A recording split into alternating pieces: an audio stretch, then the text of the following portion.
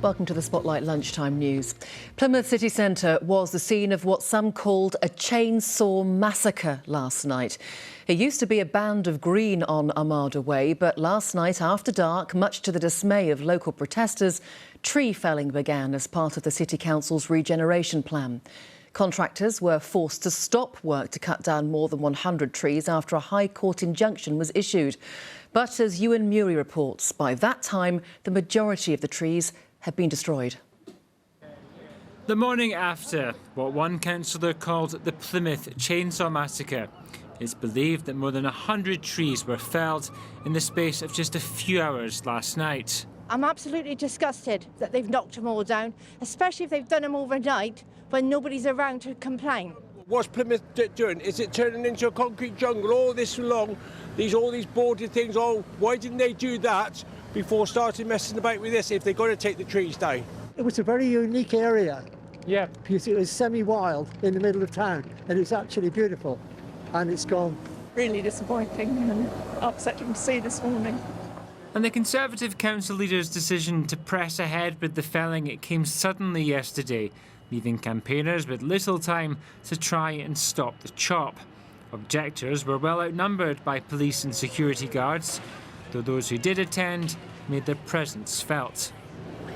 It's indefensible, really, isn't it? It was shocking the way it happened last night. All those people, all the security and the police. I don't think anyone expected that. It was unbelievable.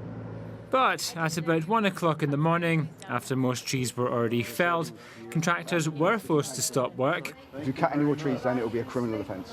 After protesters secured a High Court injunction at the very last minute. We've got a really good lawyer, and she was on it as soon as we heard about what's going on. I think she probably got a judge out of bed. We managed to get the injunction about 1 a.m. and handed it to them then doing the work, and it stopped immediately. The council says it's obtaining legal advice, but insists the revamped regeneration plans include environmental improvements, as well as nearly 170 new trees. But the results of a public survey it published yesterday demonstrate what it called overwhelming objections to its plans. Nobody from the minority Conservative administration was available for interview, while Plymouth Labour, which also didn't give an interview, said it had no control and little influence over the decision. Councillors from smaller parties say they disagree.